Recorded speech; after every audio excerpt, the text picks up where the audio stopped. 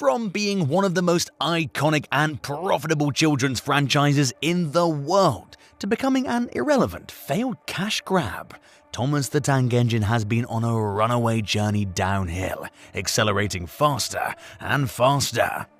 But what could have possibly led this powerful franchise to its demise? Today, we'll be covering the reasons for the downfall of Thomas the Tank Engine.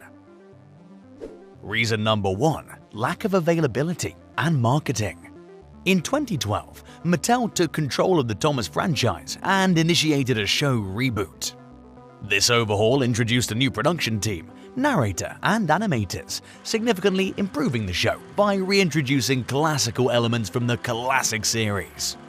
The show reached its peak during what fans dubbed the Brenner era, spanning 5 seasons from 17 to 21.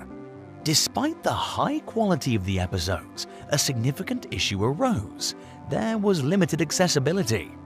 Marketing efforts were scarce, and episodes aired infrequently on TV networks such as Cartoonito and Milkshake in the UK, often once a day as early as 6 and 7 a.m. Although episodes were broadcast on multiple networks globally, the chances of catching an episode were slim. Even with a new movie released annually, the lack of marketing made it challenging to watch. Surprisingly, one of the primary means of accessing the new Thomas episodes was through unofficial fan uploads on YouTube. Fans played a pivotal role in making the show available, underscoring the apparent carelessness Mattel exhibited towards the brand, creating content that went unseen. Without the dedicated fans, many would have missed these episodes, and the brand suffered because of the limited exposure. This lack of availability had a significant impact on the brand's reach. Many children would have remained unaware of the new episodes, leading to reduced toy sales and viewership. After 5 years, Mattel acknowledged declining sales, but instead of addressing the availability and marketing issues, they shifted blame to the storytelling and themes. This led to a reboot known as the Big World Big Adventures era, marked by a cheaper CGI, removal of classic themes and characters, faster pacing, and a reliance on anything but trains to carry the show about talking trains. Unsurprisingly, this approach failed again, as Mattel failed to learn from past mistakes and improve the show's availability. Exposure is crucial for generating interest among kids, and Mattel's belated decision to put the show on Netflix after it concluded was too little too late. Regardless of the show's quality, its inevitable failure stemmed from the fact that it seemed as if the show didn't exist due to poor accessibility and marketing. Reason number 2. Toys. It goes without saying that toys are a significant component of the Thomas the Tank Engine brand. Loving Thomas often meant owning the merchandise. However, when Mattel took over, substantial changes were made to cut costs, resulting in cheaper character toys and gimmicky themes. The accuracy of the characters to toys suffered, leading children to opt for toys from other brands. Children do notice details on their toys. For instance, many older fans remember in the past when they were young discerning about small details, such as the non-moving side rods, which despite being accurate and of high quality, was something that bothered children of that era. This suggests to us, if those high-quality toys had criticism from children, they will definitely notice how ugly and inaccurate the current merchandise is. The littlest of things make a big difference. Furthermore, there was a notable reduction in the variety of characters available.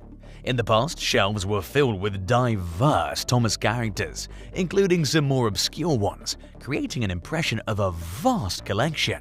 However, over time, the selection of characters diminished, making it easy and uninteresting for kids to collect them all. This limited availability meant that a child's favorite character might not even be available for purchase. The packaging also underwent significant changes, becoming overwhelming. Original Thomas merchandise had a simple design, mostly blue and yellow, with a straightforward photo of the toy. This distinctive packaging made the aisle stand out, with toys easily identifiable and understandable. In contrast, modern toys with overwhelming packaging blended in too much, making it challenging for customers to comprehend what they were looking at without a closer look. This likely deterred potential buyers, especially when surrounded by other, more appealing toys. Towards the end of the show in 2020, efforts were made to rectify this issue by introducing simpler sets and packaging. However, these improvements came too late. The lack of characters and overwhelming packaging contributed to the gradual reduction of Thomas toy sections in shops. In some cases, there's hardly a dedicated Thomas section at all. Additionally, the constant updates to toy brands featuring new names and features further exacerbated the situation. Instead of learning from their mistakes, the brand doubled down on its ways, resulting in toy brands running barely for 2 years before changing again to be cheaper and less appealing. Reason number 3. Politics. Politics in recent years has proven to be incredibly controversial in the media. But how did it impact the Thomas brand?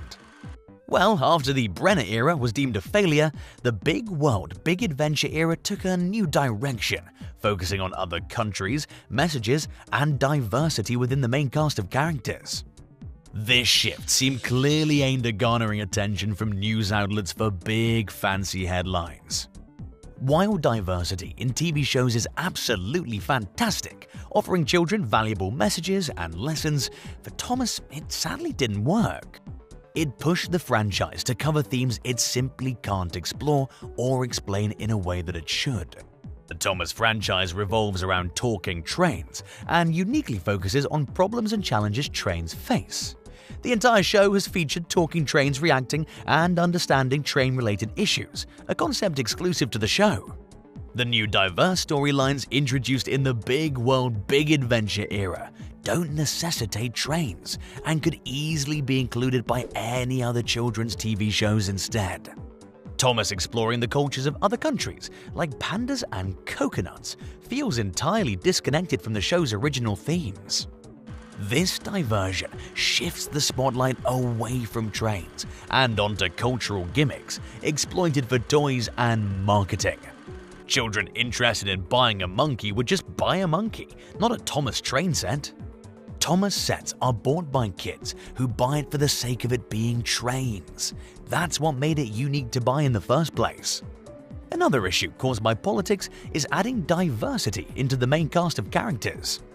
In an attempt to achieve gender balance, 2 of the franchise's original characters, Edward and Henry, were entirely replaced by 2 new female characters called Nia and Rebecca. While the inclusion of more female characters is a great idea and completely welcomed as the franchise was mostly male-dominated, the execution was horrendous. The 2 new female characters lack any depth, seemingly interesting solely by the fact they were female. They exist as mere statements rather than characters to be cherished. They're like empty loaves of bread slotted between sandwiches. This decision also led to the removal of legacy characters like Edward and Henry, 2 of the original first 3 characters, disrespecting the legacy they represented.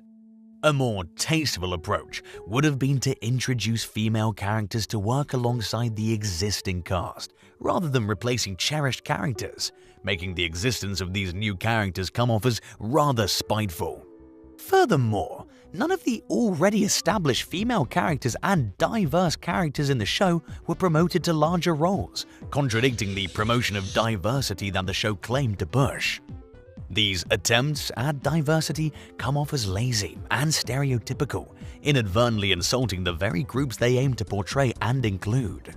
The changes appear to be made for social points and force controversy, contributing to the larger issues that led to the downfall of the franchise.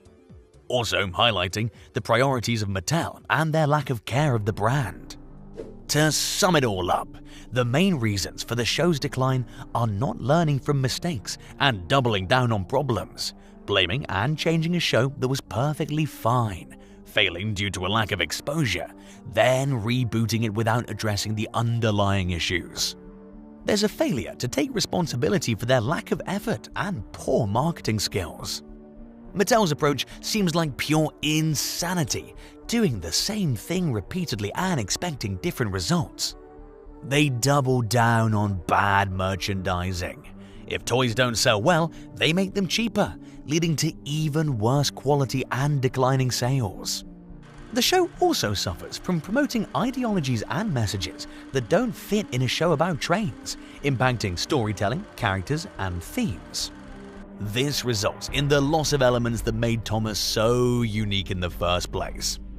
Currently, the show's been rebooted into a 2D series called All Engines Go. While technically a different series, it still features many popular characters and locations from the original show. However, it's evident that the show means no harm but has deviated significantly from its original essence. The content is now incredibly hollow and empty, offering watered-down material that's cheap and easy to produce and push out in bulk. It blends into the vast library of bland children's content found on their iPads worldwide. Thomas is no longer an iconic sentimental franchise filled with love and charm. It has become a corporate, soulless machine, irrelevant to kids who are consuming the product, then the next, and even more after that. The wonder now lies in whether this franchise will ever get back on track.